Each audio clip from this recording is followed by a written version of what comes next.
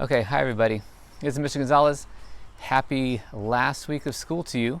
There are some things to do next week, but not many of them require schoolwork unless you're making up late work, so make sure you get that in. I actually want to take a few minutes to talk about George Floyd and a lot of what's going on in the United States this last number of days and for the next number of days, including what might happen during the summer. It's not easy what's happened in our lives in the last number of months and even years, depending on who you are, where you live, and what you look like. The United States has a tough history with people who are considered different. They might look different, sound different, act different. Even you in school have trouble with those who are different. You think that something is weird, or you have some word to describe somebody who's not comfortable to you. And that is playing out across the United States, from our national administration and government to each classroom to maybe even your home. And what's happening has an impact on all of us. And what I want to share with you today are some ideas on how you can manage that impact and make an impact of your own to change things in a way where not only you, but others that you know who are different, can be comfortable and safe. So the impact we're seeing right now is one of hate, an impact from violence, an impact from loss. Over 103,000 people have died from the coronavirus in our country, at a minimum. There are many more that have other illnesses they've died from that may be connected to the COVID coronavirus. We've had a number of high profile, in other words, they've made the news, killings of African American men especially by other people, including the police in our nation in the last number of years. And it's made a lot of people feel unsafe. We've had a lot of folks accused of looking like a terrorist or a criminal. Maybe you've even been treated differently, or your family members have been treated differently. I should say rudely, because they seem different. It's our job to make sure that the impact that all this news has on us doesn't distract us from our current job as students. And that's not easy. A lot of you live on your phone for hours and hours and hours per day. And in that, you're seeing videos of violence. You're hearing words of hate.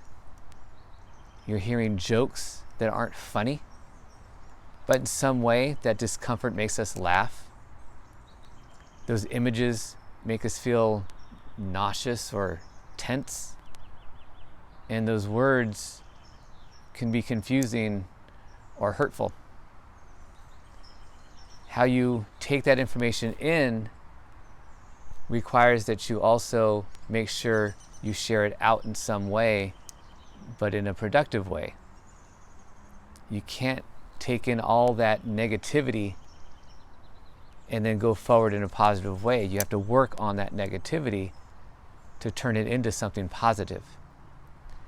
So with all the impact of this negative news, of death, of fear, just know that there's another side to it, and there always has been. When we look at the history of the United States, we've gone through other periods like this, and there's always been another day.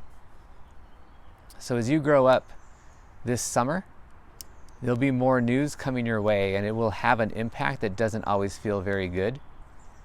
And so it's your job to make sure that if you're taking in that negative words, those negative images, those feelings of fear or anger or frustration or despair, that you do something with them and share them out to community in a more positive way.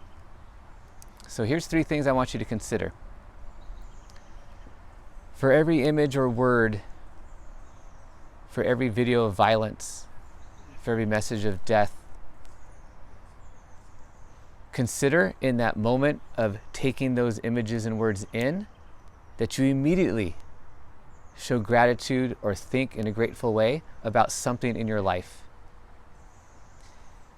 That will create balance. At the same time, feel free to also move past those images and words as fast as you can. You can walk away from the TV, you can put down your phone. And finally, to manage this impact and turn it into something positive, go outside. You may not be able to hang out with somebody, but you can go outside and you can look at the color of the leaves, and you can listen to the birds, and you can listen to a dog bark. You can watch a little kid walk down the street. And just breathe, taking a deep breath and breathe. And with every exhalation, you let something go that has had a negative impact on you. The next number of weeks in your life are going to be like none other. You will have finished one school year. You will have entered what is traditionally a happy, free time, but it's not. You must still shelter in place until further notice. You must get better at your schooling by practicing math, by practicing writing, by practicing reading.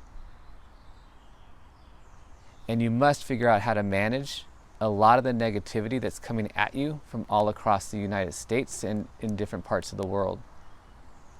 So be positive, think positively, and keep breathing.